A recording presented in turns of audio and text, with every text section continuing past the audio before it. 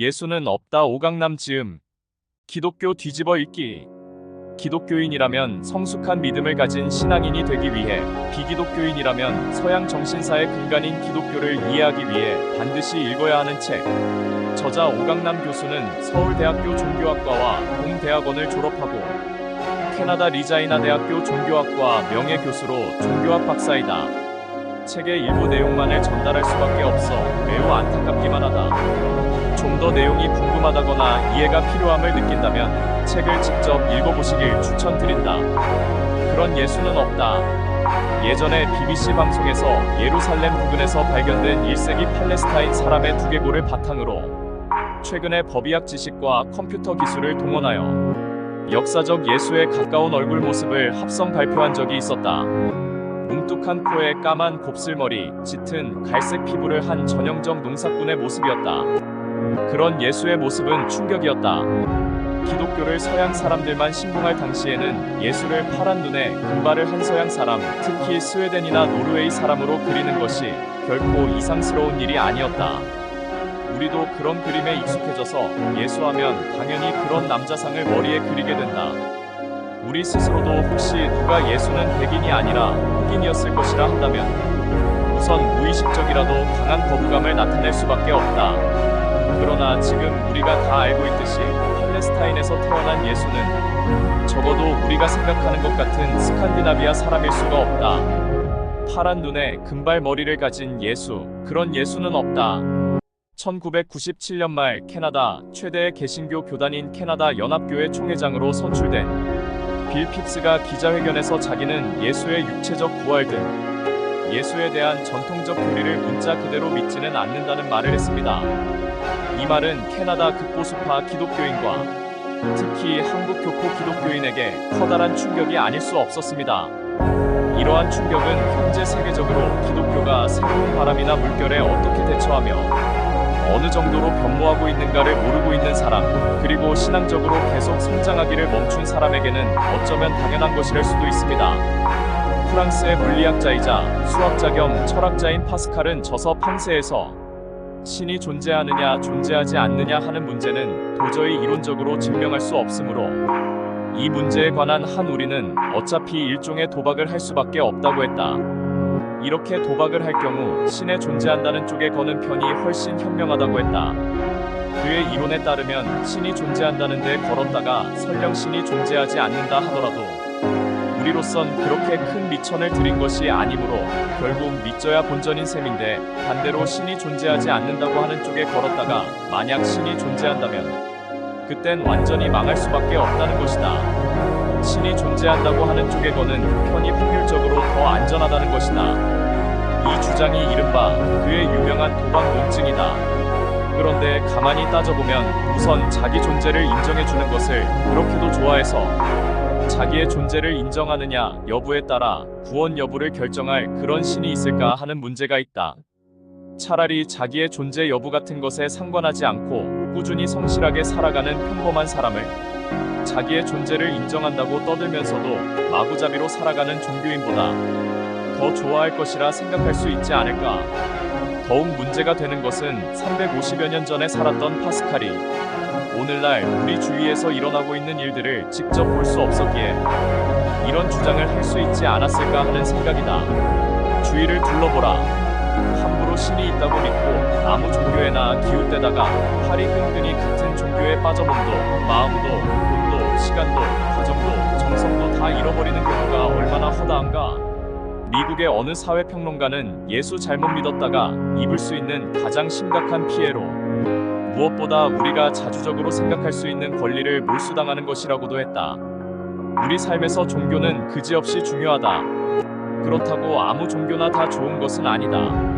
1990년대에 텍사스 웨이코시에서는 예수 재림이 임박했다고 외치는 데이비드 코레시의 가르침에 빠져들어 많은 사람들이 그렇게 바라던 예수의 재림도 보지 못하고 불에 타 죽고 말았다.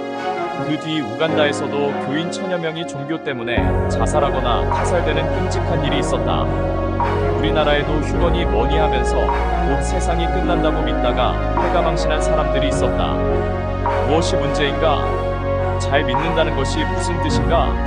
상당수 그리스도인의 경우 그것은 대략 다음과 같이 믿는 것이다.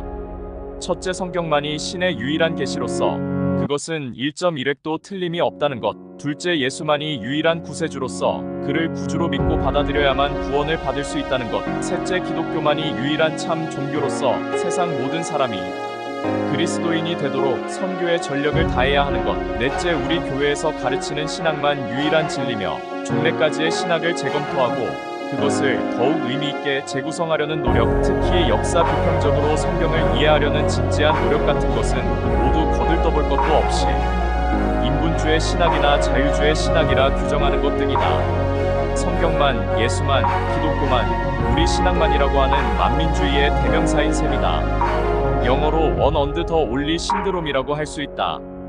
이런 주장들은 조금 더 세분해서 전통적인 신학 용어로 나열하면 1. 성경 모호설, 2. 동정녀 탄생, 3. 기적, 4. 육체 부활, 5. 인간의 죄성, 6. 대속, 7. 예수의 재림과 심판 등을 무조건 문자적으로 인정하고 의심 없이 믿어야 잘 믿는 것이고 그래야 참된 그리스도인이 될 수 있다는 생각이다. 이런 믿음을 가지고 있는 사람은 세상이 어떻게 바뀌더라도 심지어 하늘이 무너지고 땅이 꺼지더라도 이 근본적인 믿음을 잃어버리면 기독교도 기독교인도 있을 수 없으므로 이것만은 절대적으로 사수해야 한다고 생각한다. 그래서 이런 근본적인 것들을 사수하는 사람들을 일반적으로 근본주의자들이라 하는 것이다. 우리는 이런 주장이 기독교의 보편적 믿음 내용이라 생각하기 쉽지만 사실 이런 근본주의적 입장은 주로 미국에서 그리고 미국 선교사의 영향을 받은 가난하고 교육 수준이 낮은 나라에서만 서식하고 있을 뿐 서방 유럽 같은 데서는 거의 찾아볼 수 없는 기현상이다. 대부분의 성서학자들은 복음서 중 마가복음이 기원 후 70년경 제일 먼저 쓰이고 그 후 20년 정도 있다가 마태복음과 누가복음이 쓰이고 기원 후 100년 전후에서 요한복음이 쓰였다고 본다. 마가복음, 마태복음, 누가복음 저자들은 복음서를 쓸 때 자기들이 직접 보고 들은 바를 쓴 것이 아니다. 목격자로 쓴 것이 아니라 그전 목격자들이 한 마리 전해 내려오는 것을 듣고 쓴 것이다. 말하자면 목격자의 증언이 아니라 간접 자료에 입각해서 작성한 보고서인 셈이다. 청년 예수, 예수님의 탄생 이야기가 지나면 12세에 예루살렘을 방문했다는 이야기가 잠깐 나온다. 그러고는 30세 무렵에 고생애를 시작하기 전, 그러니까 유년기 10대, 20대 시절을 어떻게 보냈는가에 대한 이야기가 전무하다. 일반적으로 이 시기를 예수님의 잃어버린 해라고 하는데 후대에 이 부분을 이야기하는 위서가 많이 나타났지만 역사적으로 믿을 것이 못 된다. 우리는 흔히 예수님을 수염에 긴 옷자락을 휘날리는 분이라는 선입견 때문에 나이가 많이 드신 어르신네쯤으로 생각하기 쉽다. 그러나 제자를 이끌고 다니실 때 그는 30 정도의 나이밖에 들지 않은 새파란 젊은이였다. 지금 내가 만나면 말을 놓아도 무례하지 않을 정도의 나이였다. 교회는 강아지 훈련소가 아니다. 현재 세계적으로 기독교인의 숫자는 감소하는 추세를 보이고 있다. 한국만 예외적이어서 지난 몇십 년간 계속 증가 일로에 있었는데 최근 통계에 의하면 한국에서도 감소 추세라고 한다. 한국의 예에서 보듯이 이런 지적, 영적, 도덕적 성장을 막는 교회가 아무리 커져서 아무리 많은 수의 교인을 확보한다 하더라도 그 많은 수의 교인 때문에 한국 사회가 좀 더 정의롭고 평화롭고 화기애애한 사회로 탈바꿈하는 데 도움이 되느냐 하는 것과는 거의 상관이 없기 때문이다. 오히려 잘 믿어서 혼자 잘 살게 될 것으로 착각하고 잘 믿어서 자기들만 천당 갈 것으로 꿈꾸는 사람 때문에 더욱 극심한 물질 중심주의, 이기주의, 과시제일주의의 사고방식이 팽배해지는 현실 아닌가. 쓸데없이 사람을 내 편 구원받은 사람과 구원받지 못한 사람 등으로 나뉘어 분열과 위화감만 조성하게 된다. 지금까지 책보다 남자였습니다. 그럼 다음에 또 다른 작품으로 인사드리겠습니다. 감사합니다.